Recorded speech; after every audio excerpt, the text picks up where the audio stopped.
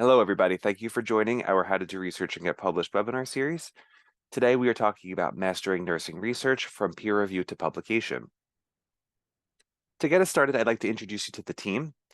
First, we're joined by Lizzie Brophy, a publisher at Sage, who manages a portfolio of journals, including Journal of Research in Nursing. Previous to joining Sage, she held roles at Frontiers, overseeing the biosciences portfolio, and at Wiley in the HSS team. Before joining the scholarly publishing world, Lizzie completed her Doctor of Philosophy in Classical Archaeology in Oxford. Next, we're joined by John Krebs, who has worked in publishing for 6 years and has been at Sage since June of 2023. Prior to joining Sage, John worked in textbook publishing and in nonprofit sector as a marketing and communications professional. John has the master's degree in publishing, writing, and literature, and a bachelor's degree in English. We're also joined by Michelle DeCoux-Hampton. After 2 years as an associate editor of the Journal of the American Psychiatric Nurses Association, Dr. Michelle DeCoux-Hampton recently assumed the role of editor-in-chief. She's an experienced academic writer with multiple publications in nursing and mental health care peer-reviewed journals.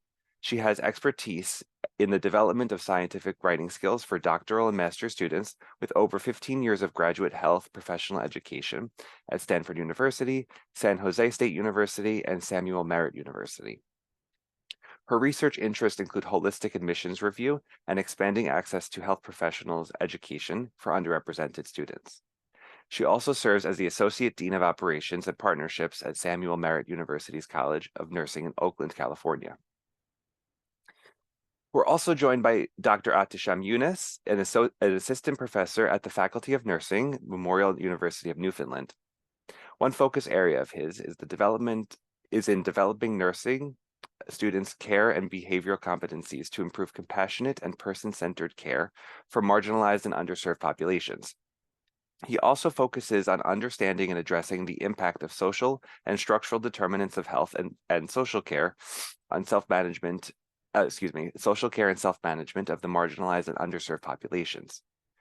He is the editor-in-chief of Creative Nursing, an associate editor of Helion Nursing and Health Professions, and associate editor for Humanities and Social Sciences Communication. He also serves on the editorial board of Journal of Advanced Nursing, International Nursing Review, and BMC Medical Review Methodology. And last, I am Sean Scarsbrook, a marketing manager on the author marketing team here at Sage. My primary role is to support authors and reviewers as they move through the publishing process, with a particular focus on providing targeted resources at the appropriate time in the publication process. I hold a BA in history from Manhattan University and an MA in history from Hunter College, and I'm based out of New York. And with that, I ask that throughout today's webinar, please send us your questions. You'll see at the bottom of your screen a Q&A box. Send all the questions you've got there, and our team will do the best we can to address them either live or afterward. Now, to get us situated, I first want to share this timeline of the typical author journey. It shows all stages from securing funding, conducting research, all the way through peer review and publication. We'll cover the process today, and we encourage you to watch other webinars we've covered for the various stages in the publication timeline. And with that, I'm happy to pass it off to Lizzie. Thank you, Sean, and welcome everyone to the webinar. So I'm actually kicking off with this slide that you will see variations of throughout this presentation. We've reached out to a variety of editors focused on nursing research to ask them what their wish list would be for research generally, for the articles that they are accepting, and for peer review. And you'll see some themes recurring throughout these. In this particular case, Dr. Sarah Burkhart from the Journal of Research in Nursing really wants to make sure that there is a clear methodology and guidelines. She wants to make sure that the paper is relevant to her journal, and she wants to see how the research is relevant to policy and international communities. So keep an eye out for these as we go through, and hopefully they'll give you some insight into the specific editor's wishes. So next slide. So before we jump into kind of thinking about submission, we're really going to focus on before submission. And the reason for that is that a lot of the work that goes into getting an acceptance actually happens before you hit that submit button. So you really need to think about a whole bunch of things before you even start writing. You need to think about who's going to be interested in your research and what you're writing. Not only is this because you need to consider the audience, and that's going to have an impact on where you publish and what you publish, but also because the type of thing you're writing, such as an article or a case study, have different rules and different guidelines surrounding them. Some journals don't accept case studies, so you need to be aware of what you're writing, as that can have an impact elsewhere. You also need to be really clear on how you're building on what we already know, on how sure you are of your findings and how innovative your work is. You need to be able to show that this is new research, and you also need to situate it within relation to old research. You also need to understand what you want to achieve. What kind of impact do you want this to make? Is your publication simply so that you can continue on your career path, or is it that you want a bigger impact? Do you really care about citations or social media? It's really important to note that the number one reason a paper is desk rejected, according to editors, is that it doesn't fit the aims and scope of the journal. So you need to make sure you're thinking about this before you even start writing and looking for where to publish. A really key important thing in any kind of subject is to understand what makes someone an author. This, of course, is even more important in subjects where there are likely to be multiple authors, sometimes going into double figures. Anyone who fits into the categories listed below can be credited as an author. That's someone who's made a substantial contribution to the research or to the paper, someone who's drafted or revised the paper in any way, someone who's approved the version that's being submitted, someone who's agreed to be accountable, and anyone who's kind of participated again in that creation of that paper. It's really important to note that some journals will actually require specific IDs or other information for authors, such as an ORCID ID or a credit. Credit is a high-level taxonomy, which includes kind of 14 different roles, kind of describing each author's individual contributions to the work. Again, if a journal requires this, it will be in the author guidelines. Anybody else should really be listed in the acknowledgement section. A final thing that's really important to note about authors is that corresponding author. This is the person that handles submission to a journal. They will be the point of contact. This can require quite a lot of work. It can also have an impact on funding, on what pathways or access types you can have at a publisher. So it's actually really important that you know who the corresponding author is before you submit the article. And I believe now I pass on to Atishram. Thank you, Lizzie. So I would start off with my wish list as a journal editor. I think I would just like to highlight that journal editors receive hundreds of manuscripts on a yearly basis. So they can hardly publish all of those because there is limited space in journals. So as a journal editor, when I'm looking at the manuscript, I would love to see a clearly articulated research gap, problem statement, and the need for the study and the setting. And probably most of the studies are conducted in some local context, and not all of the studies are multi-site or global. So highlighting the international relevance of the manuscript upfront is really key for journal editors when they're looking at the papers.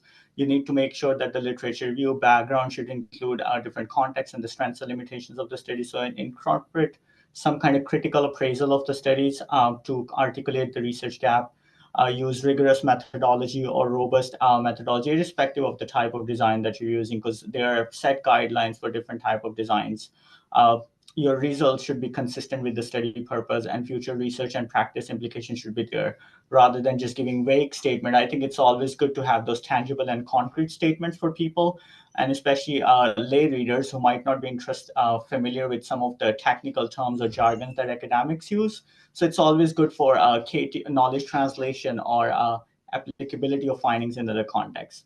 And as a reviewer, when I'm looking at the papers, I'm always interested in getting that unique perspective that people might bring on older concepts or ideas or phenomenon. There should be global thinking reflected in the manuscript, and methodological references should be cited throughout. For quantitative paper, always looking for some realistic findings rather than just a bunch of statistical terms put out on the paper, because like those are hard to understand for a lot of readers. And then while significant results are important, non-significant results are equally important because those negative findings somewhat set the stage for future research and help us understand better. So next slide, please. And when you're writing your manuscript, always think about your abstract, because abstract is the first thing that people would notice. And then if abstract is well constructed and it's based on specific keywords or search terms, then it engages the readers from the beginning. And it could lead to everlasting success of your article. So some art journals would have specific guidelines for abstracts, but generally I think it's like you always have background methodology or implications in the abstract. And abstracts are also good to be framed in a way that it could also gauge interest of your reviewers, because like nowadays it's really hard to find good reviewers who could be reviewing manuscripts. So when we put out the abstract to the reviewers are always interested in reading the abstract, and once they read the abstract, then they decide if they're going to be reviewing this manuscript. So next slide, please.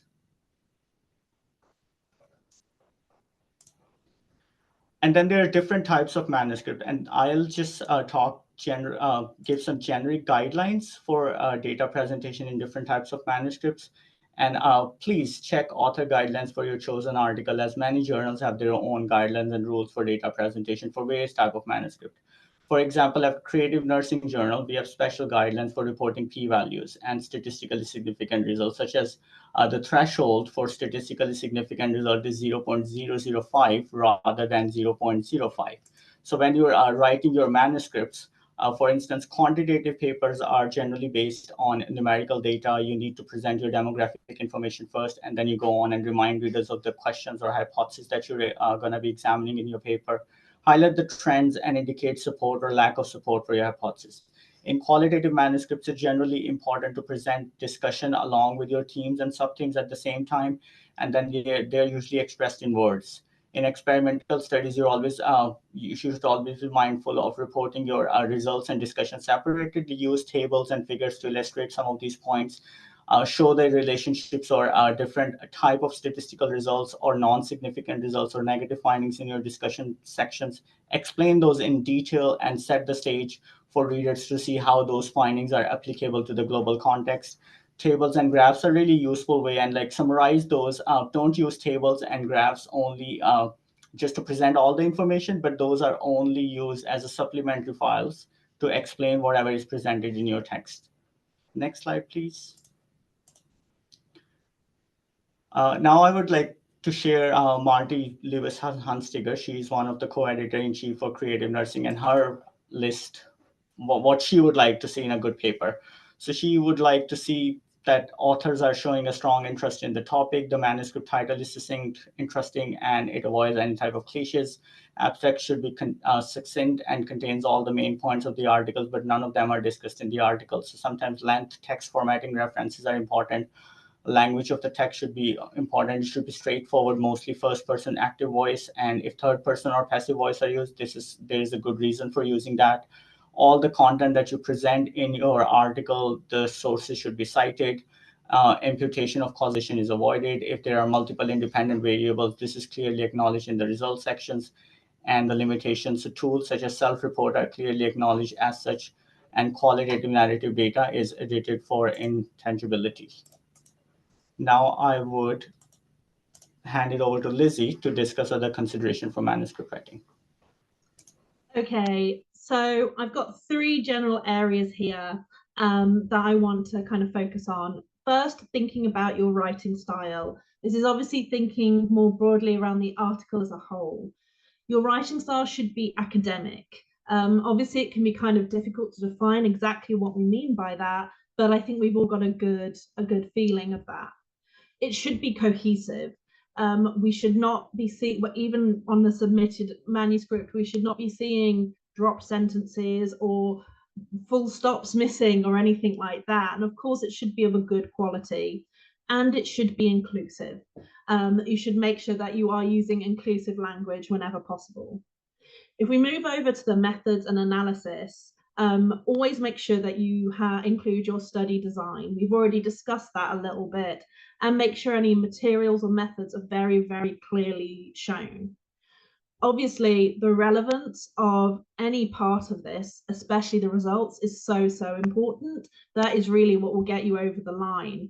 And of course, reproducibility. This is something that is becoming more and more important in research, in output. So you need to be able to showcase that and have the material available so that people can do that. And then, of course, overall, we've already mentioned reporting guidelines several times throughout this. Make sure that is really clear. Make sure the legends for your data, your graphs, whatever it is, are really clear and leave no doubt. Make sure you are citing the appropriate literature.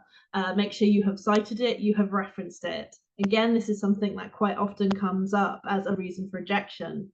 And again, it's that relevance contribution to the field. What is it that your article, that your research is bringing to the field?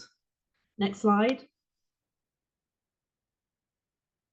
There are some other practical considerations as well. I think it's really important to note, and that is relation to things like file types. The vast majority of journals will accept Microsoft Word and PDF files. But there's also other types. So there's LaTeX, for example, which is a document preparation system, which is mostly used for technical and scientific documents. It mostly works with kind of non-Roman numerals. So we're talking equations, we're talking drawings, we're talking non-English language. I myself used it for ancient Greek. So, that is useful for that sort of thing. A lot of places will actually have their own template that you can download and use. There's also bibliographic reference files, which again is something that will be in the author guidelines, which you can include. And finally, the supplementary material. Many journals will publish supplementary material. This is additional material submitted, often in the form of data or other graphs, etc. It's generally not copy edited and usually will only be published online. Again, every journal is different. I also wanted to take some time to talk about research integrity. Plagiarism, don't do it. Most journals use some kind of checking tool, and they are getting smarter and smarter at picking that up. It's also really important to remember that if you are reusing text from previously published papers, it is self-plagiarism and it is not allowed. If you are referencing or reusing material that's already been published, you need to get permissions for it and you need to cite it. Ethics and permissions are also obviously really, really important. You need to follow ethical guidelines in your research, and that continues all the way into your publication. You will often need to provide or declare an ethics statement, any conflicts of interest or any funding. Obviously, permissions goes into any of your research as well. You need to have the permissions to use the data that you've acquired in the way that you're going to use it. And this can also be important, again, for reproductions. Most journals have a checklist for this kind of material. You should go through it and you should tell the truth. There is a lot of other support out there. The guidelines are there for a reason, and there is a lot of approved support through other editing sites, and many editors are very happy to talk to prospective authors. Please do not use paper mills or artificial intelligence.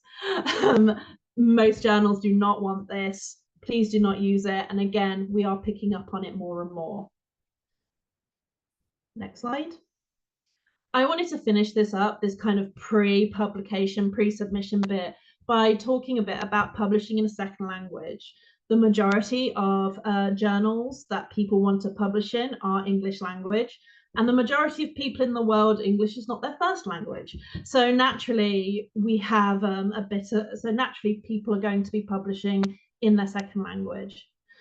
If that is the case for you, I'd suggest that you read widely, keep language simple and clear, make sure you're using the right terminology. You can use a translation service or any other kind of editorial support service, and I've got the link at the bottom of this slide for Sage Author Services. It's also worth nowadays asking the journal if they'd be open to publishing in your preferred language, either the article or more likely the abstract.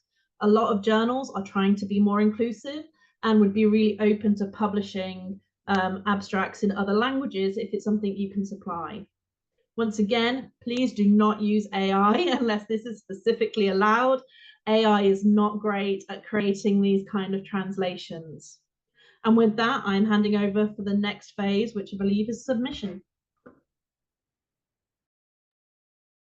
Hi, I'm going to be talking with you about my insights from my role with JAPNA as an editor, as well as my personal experience as an author, but possibly my best insights I've gained from working with students in teaching research and writing. Partially because I receive a lot of papers from first-time authors, but I also receive papers from many practitioners who, while they're at the top of their field in terms of clinical practice, they might not have a lot of experience with scientific writing. So what that experience has taught me is that it's in my interest to really look beyond the external polish of the paper and look for the underlying substance to figure out what it might take to get that to a publishable manuscript in roughly about 3 revisions. Next slide. So to find the best journal for your paper, you have a couple of options with timing, either before you've drafted the manuscript or after. Personally, I prefer to write the manuscript first and then to select the journal for a few reasons. First, because the underlying structure of a manuscript is fairly consistent across journals. You have typically your introduction, methods, results, discussion, and conclusions.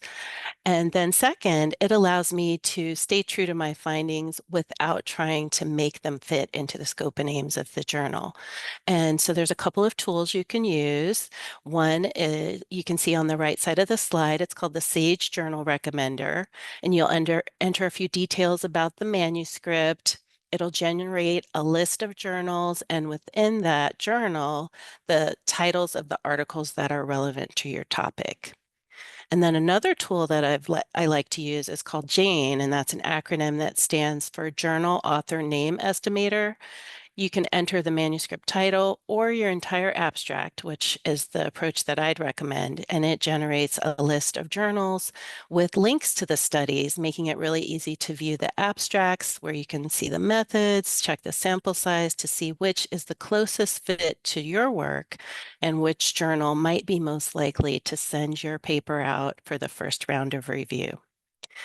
There are some other older, very effective methods as well. Once you've drafted your paper, if you see in your reference list that there are several journals that appear over and over again, that can be a good choice. Or you might receive referrals from peers or collaborators who might have heard about a call for a special issue, which can be a great way to find a journal that's likely to publish or at least give your research a look.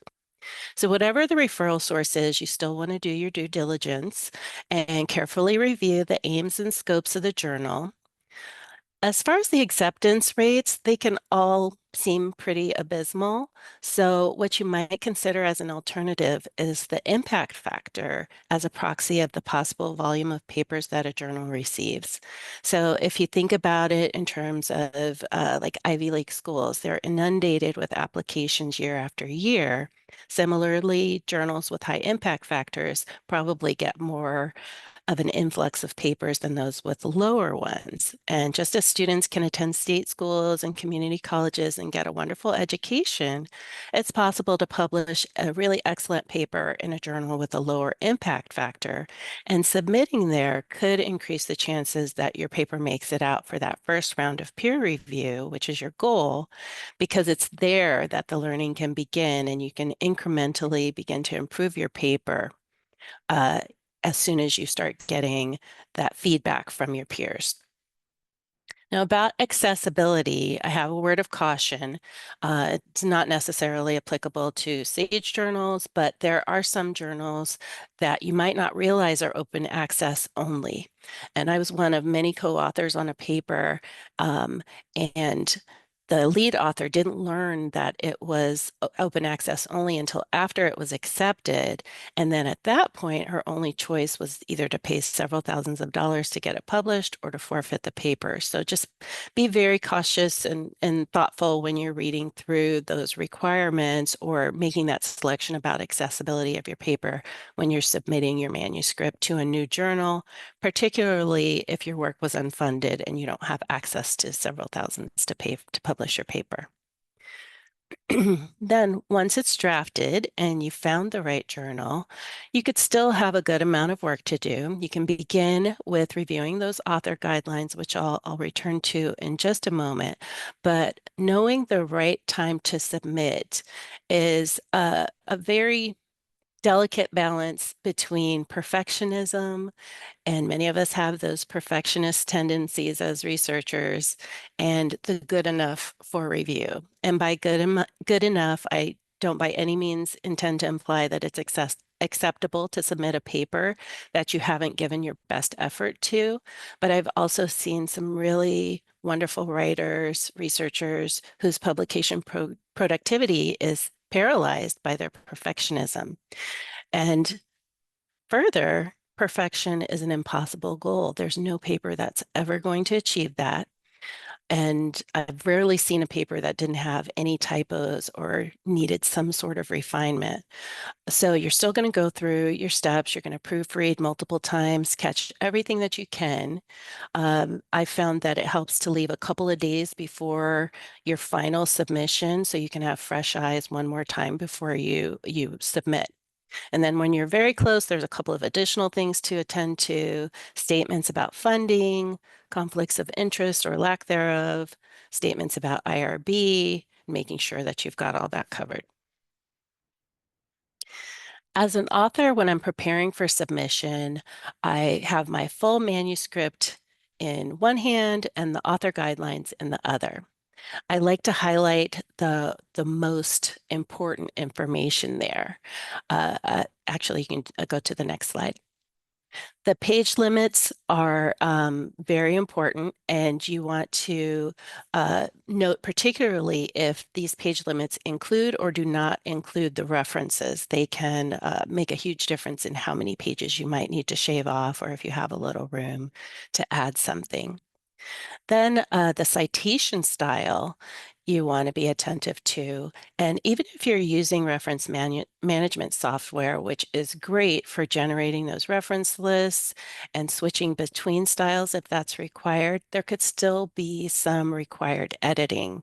And so in order to do that, you often have to remove the reference formatting so that those edits will stick. And also it's good to remove that before you submit it into the journal as well. Next, you want to make sure your paper is organized in terms of headings and subheadings that align with the type of manuscript that you've composed. PRISMA guidelines, if it's a systematic review, Squire guidelines for quality improvement, Consort for clinical trials, or whatever other type of structure. Even the basic introduction, methods, results, and discussion is a great structure to use as a base.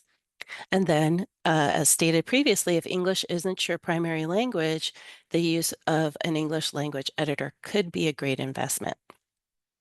So when you're getting almost ready to submit, it's helpful to put all of those submission-related documents in one folder, usually at a minimum that will include the title page, a blind manuscript, which ensures that you don't have any information that would identify yourself or other authors of the paper, individual files for every table and figure. And then once you've got all those documents and disclosures in one place, you're ready to create your account and log into the submission system. Next slide.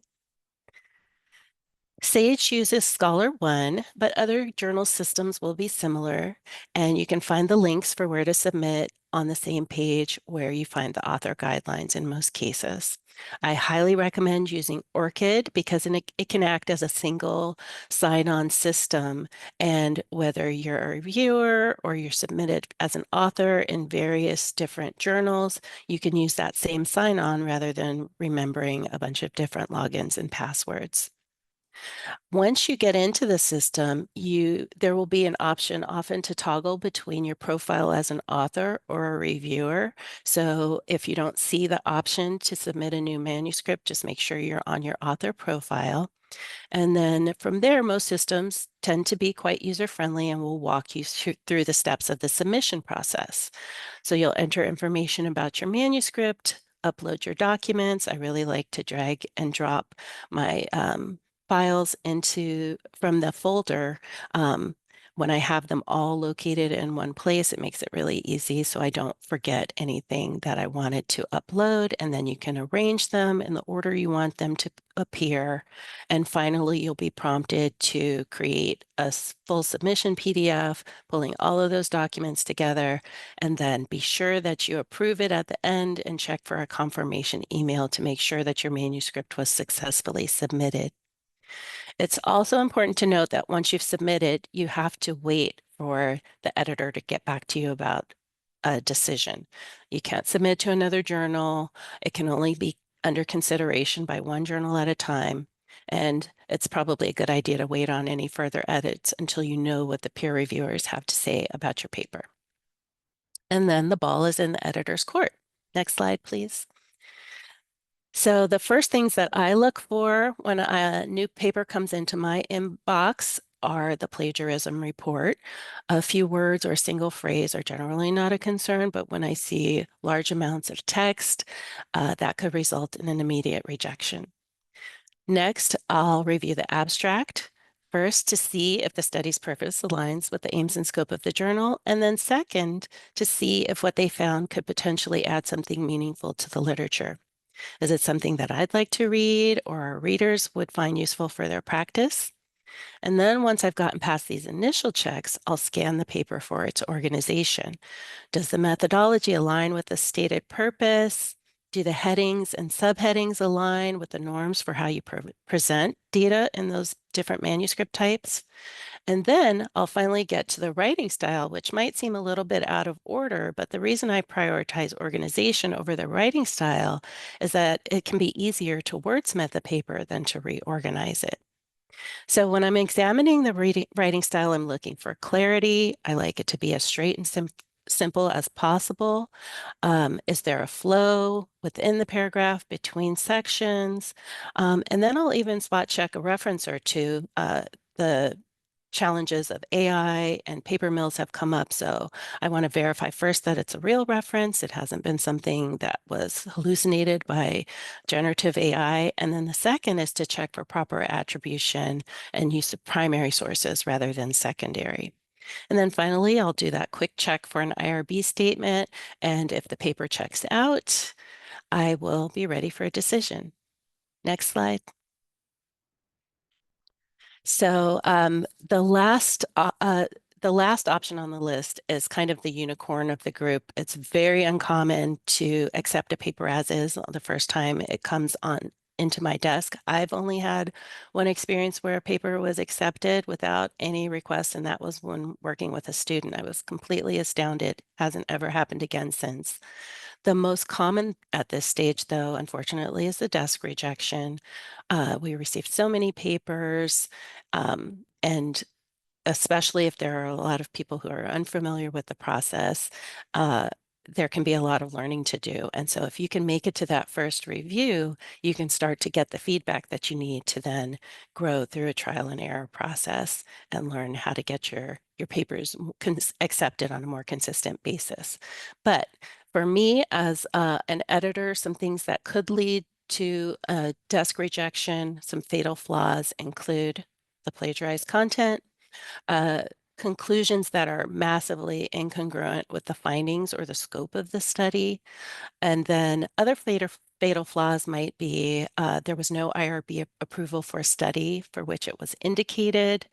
The design setup really couldn't be expected to answer the question that they had. Or if I have some serious misgivings about the potential of AI or paper mill activity. And with the latter, you can't ever be sure. And luckily, there's often some other things that give me misgivings about the paper, like its relevance to nursing, its potential contributions, or the writing style, that I feel more confident in rejecting it right away. So if then I decide to send it out for review, I'll select the reviewers and await their responses. Atisham, our next speaker, is going to go into more depth about the peer review process. So I'll just say here that once I've got the experts' comments, it helps me to make my decision in terms of how likely I think the authors will be able to address their concerns and in a timely manner. If I like the idea, but I think it might take longer, I might then give feedback to the author paired with a desk rejection, offering my suggestions for how they might improve it, and then submit it as a new paper. So this can happen quite a bit with doctoral dissertations or DMP projects that appear to be submitted in the same format as an academic paper. Often really great work, but it comes in the format of that academic paper. So you haven't gone to put in the work to adhere to the author guidelines and to narrow the focus the way it really needs to be considered seriously.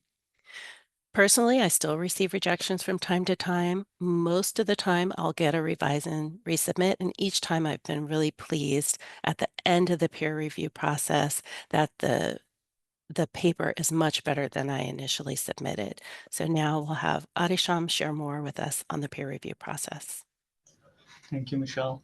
So I'll talk about the peer review process and what happens when your manuscript is submitted to the journal and what are the different stages that it passes through. So next slide, please.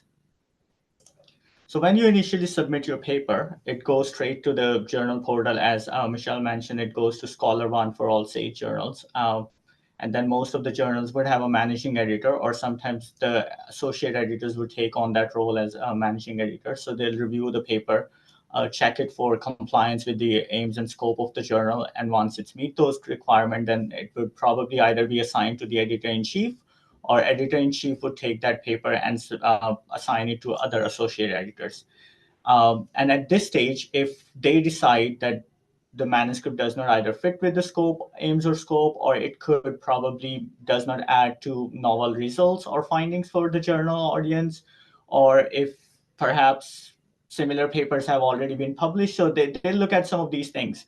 It's not necessarily only the novelty of your findings, but there are a lot of different factors we consider. We could be looking at whether we publish like 10 or 15 different papers, which could be addressing similar topic in the last 5-10 years.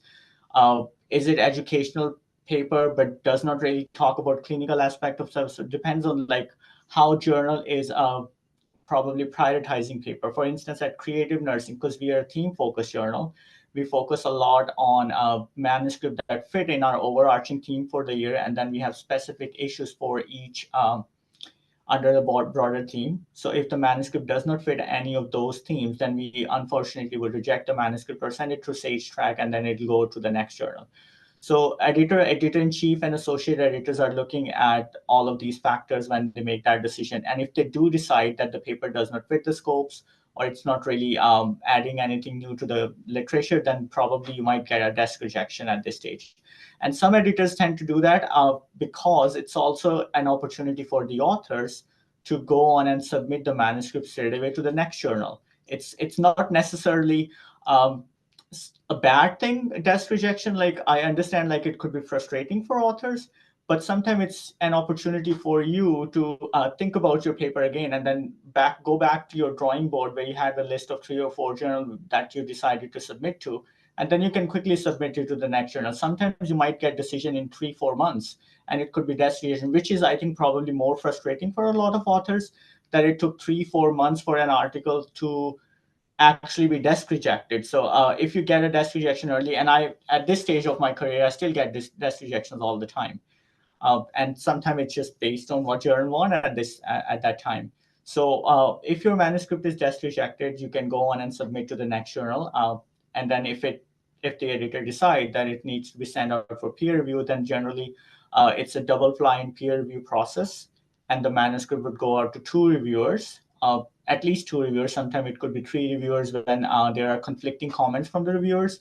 So the editor might decide to send it out to additional reviewers. So once it's out for peer review, then peer reviewers would spend their time to review the paper, they'll make their comments and recommendation to the editor. Then associate editor or editor would evaluate those reviews and then make a decision. And some of the decision Michelle already talked about, it could be major revision, minor revision, reject or revise and resubmit. And then you'll get that decision letter, and then it's up to you if you want to decide to resubmit the manuscript. Sometimes author may decide that the revisions are so extensive, so they might get back to the editor and let them know that perhaps we're not interested in resubmitting, so we would like to withdraw the manuscript, and then you can go on and submit that manuscript to another journal. And eventually, when the manuscript is accepted, sometimes it could take 2 or 3 rounds of reviews, depending on the nature of the comments and the extensive comments that you might get. And then once it's accepted, then it just goes straight to Sage production.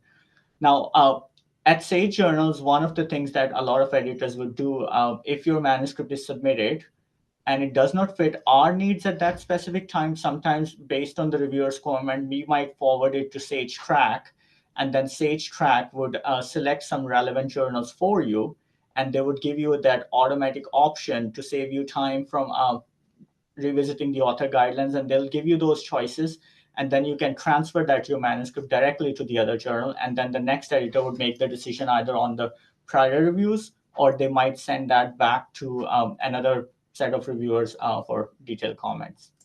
Next slide, please.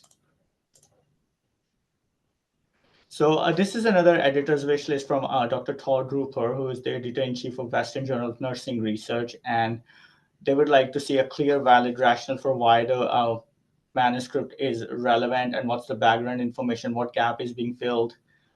If the methods fit with the research question, appropriate measures of analysis are used, clear and properly reported results, the discussion section, interpret the results, and there is objective assessment of actual and potential limitations of the manuscript.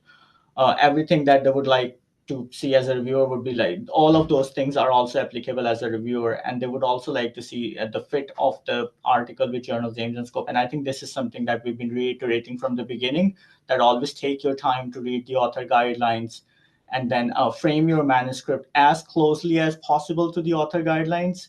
Because sometimes as an author, editor, and reviewer, I do understand that you have not a lot of time on your hands, and sometimes you're probably looking at just like submitting the manuscript and then going it through the peer review process, and there might be some things you might miss, but try to follow the journal guidelines as closely as possible, because it eventually increases the chances of your manuscript being sent out for peer review. Next slide, please. And then peer review process could be daunting for novice and established researchers, but it is still a learning experience. The reviews sometimes could be negative and positive. One reviewer might really praise your paper and offer minimal comments, and while other reviewers could offer extensive comments pointing out methodological flaws, research flaws, or other policy practice type of issues. But being persistent is the key to survive peer review process. I've published enough papers at this stage of my career that I feel like sometimes we do get frustrated with the type of comments you get, but be open to making those extensive revisions. But at the same time, it's your article and you have the right to write suitable rebuttals for the comments that you may not agree with. Because sometimes paper might be sent out to reviewers who might not be methodological expert, but they are content experts. So when we decide to send a paper out for peer review, we're always looking for content experts or methodological expert, and you'll get different set of comments.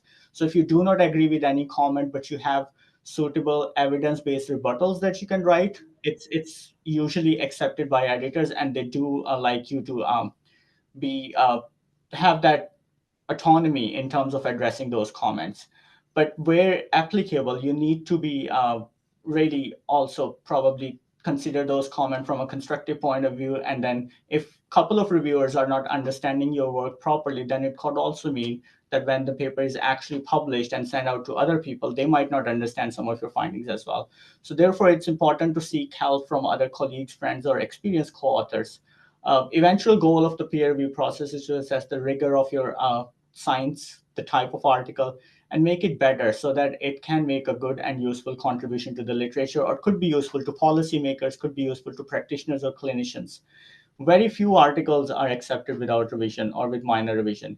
Sometimes you may need to go through 2 or 3 rounds of revisions before an article is accepted.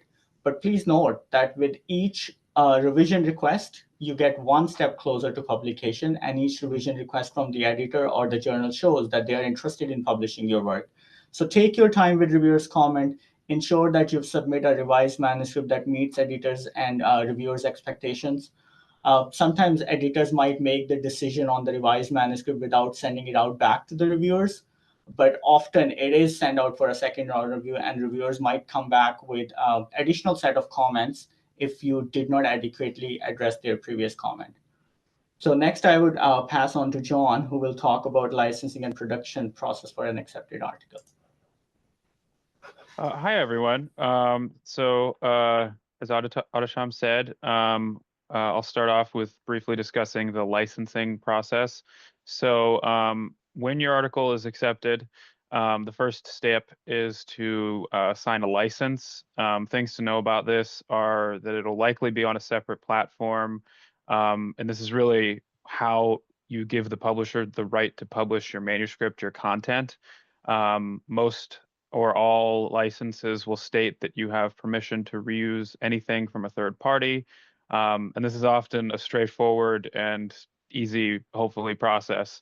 One thing to be aware of, though, is of what license you want and need to meet your funding criteria and what might also be available through your institution. I think I was going to pass it back to Adesham for production.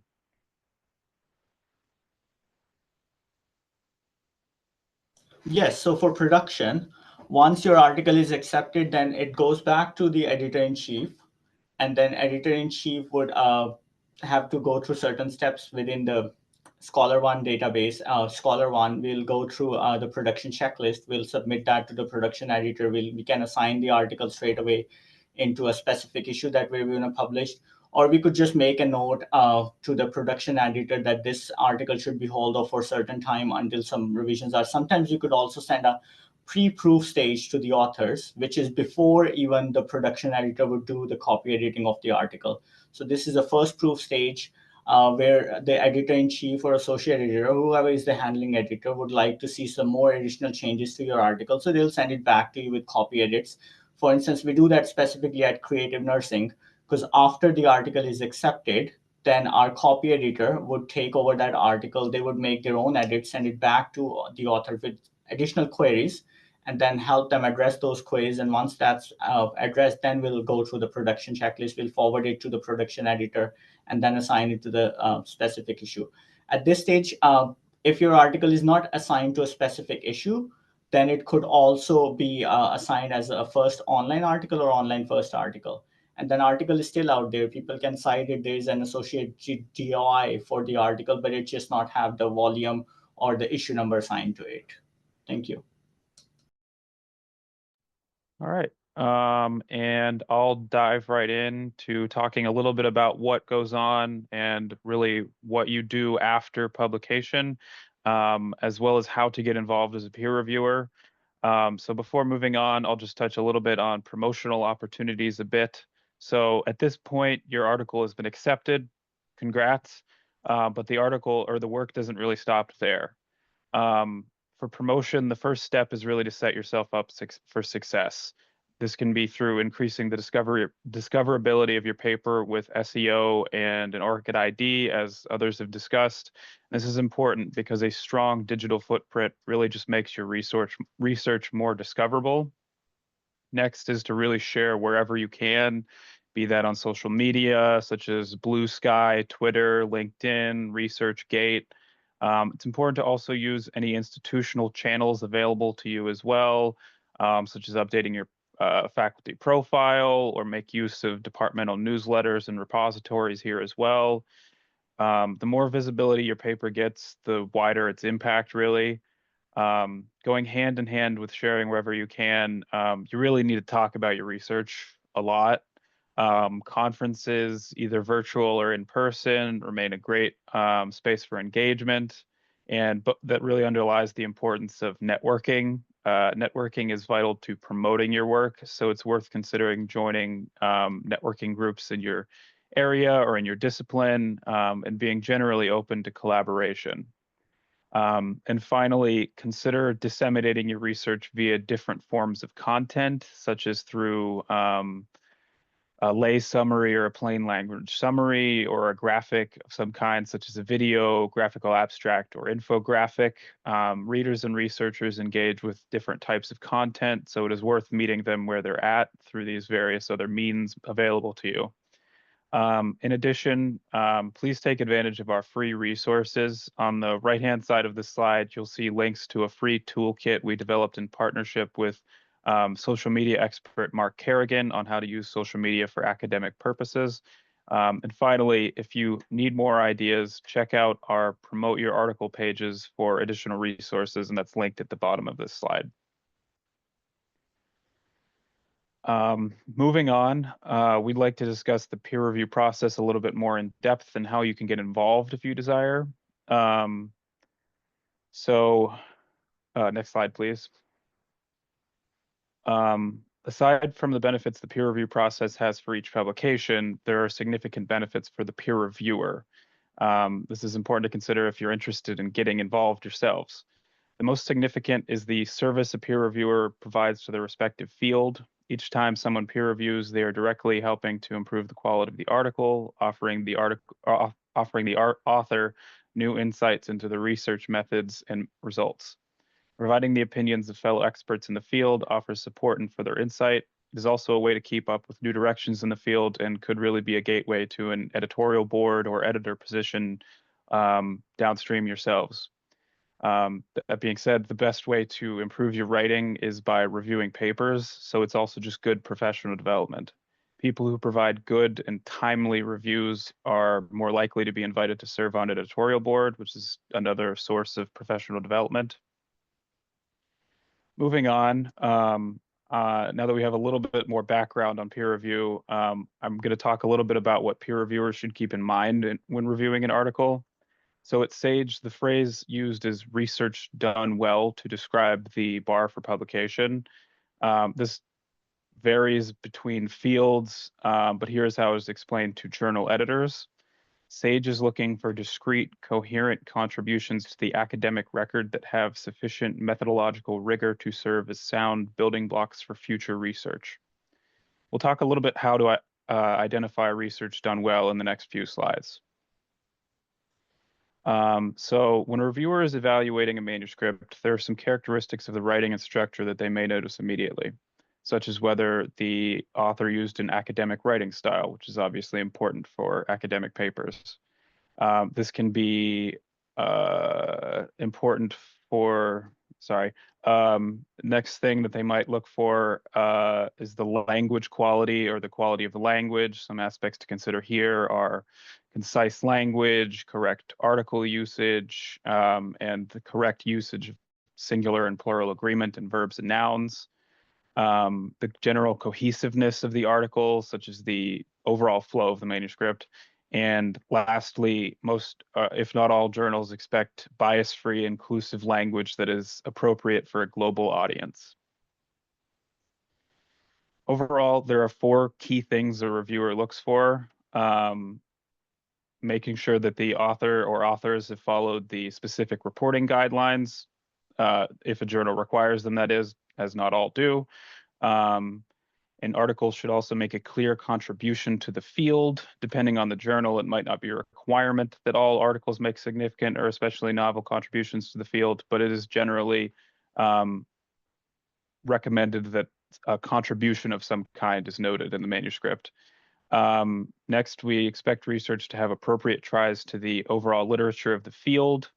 And finally, descriptive figure legends as well. Obviously, peer review has to do with ethics. So the slide you see here has to do with the ethical guidelines that authors should have followed when performing their study and writing their article. A peer reviewer should feel free to ask the authors questions surrounding the ethics of the study in the review and let the journal editor know if they have concerns with the research ethics of the article they are reviewing. Specifically, if you agree to serve as a peer reviewer, you should feel free to ask more details on whether and how informed consent was obtained or who gave ethical approval.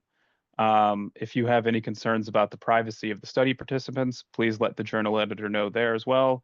And lastly, if you have any suspicions of data or image manipulation, you should always make sure the editor is aware of that as well. When it comes to looking at the methods and data analysis, there are a number of key items to focus on. The first is any flaws in the study design. Are there clear concerns with the way in which the study was conducted?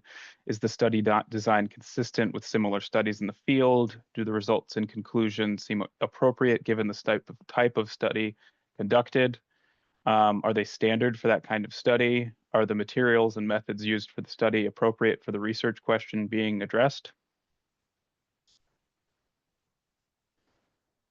So a lot of the questions raised in analyzing the materials and methods section flow over into the results discussion and conclusion sections. Common questions to think about when reviewing these sections include, are the results presented in a way that best emphasize the findings? Are these sections free of unsupported generalizations or assumptions? Are the conclusions appropriate for the study? And are there appropriate limitations and directions for future research? Lastly, peer reviewers need to consider the big picture questions. Does this study accomplish what it sets out to do? Did the authors follow their original hypothesis? Did they follow their own methods? And does this follow through to the stated conclusion? Remember, not all studies yield positive results. They may have null or negative results. Do not recommend to reject a paper just because it doesn't have positive results.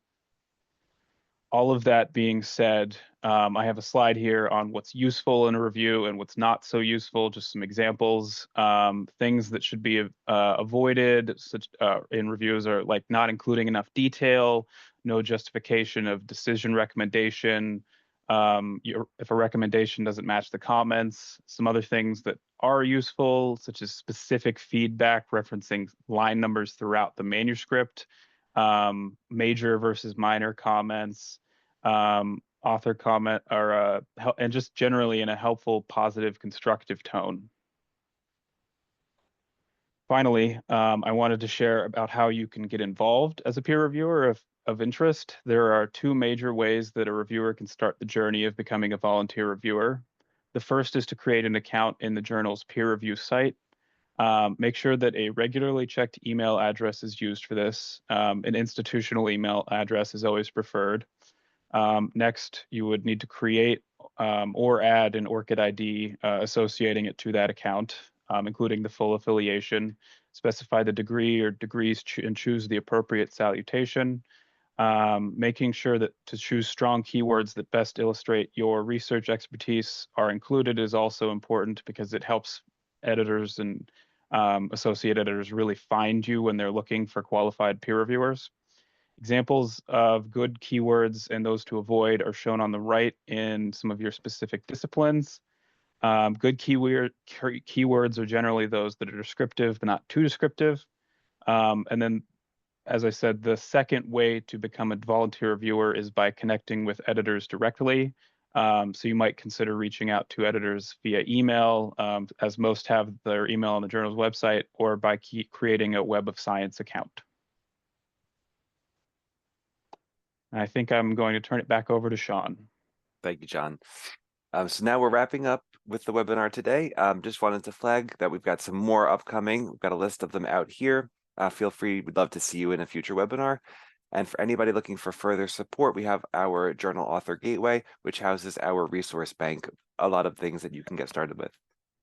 So a lot of you have been submitting questions, which have been awesome, and thank you to Haley and Lorianne for responding to them. As we're going to wrap it up today, we've got one question that I would like to pose to the main group here. So we've been sitting in a call today all about how to get started, or the basics on peer review and publishing an article in nursing. Can we just share some tips we might have for people, especially those who may be early in their career, how to get started? What should somebody do, or what do you recommend that they do now we finish the webinar? What's the next step?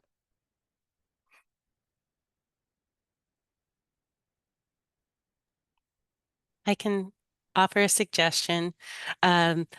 I always recommend my students, if they haven't published before, to use a published paper as a model, and then to seek out feedback from someone who has published before, because writing, there's no getting around improving writing. You have to write, get feedback, revise, and kind of rinse and repeat.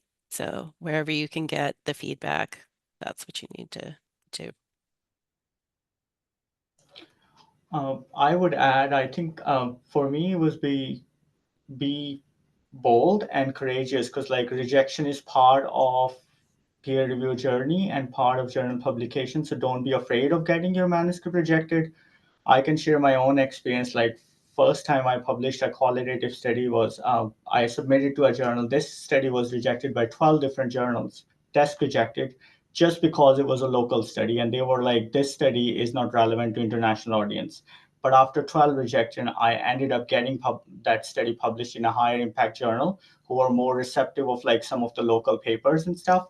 So rejection is part of life. So don't be afraid of getting your manuscript rejected, and always have a list of 3 or 4 journals where you're willing to submit the paper. I generally, what I would do when I submit a manuscript to a journal, and while I'm waiting for the feedback from the reviewers, if I get a desk rejection, I would already have my manuscript ready for submission to the next journal without waiting for a couple of weeks or so. I straight away submit to the next journal and wait for the reviewers' feedback. If I get good reviews, then I can just continue working with the same journal until it's accepted for publication.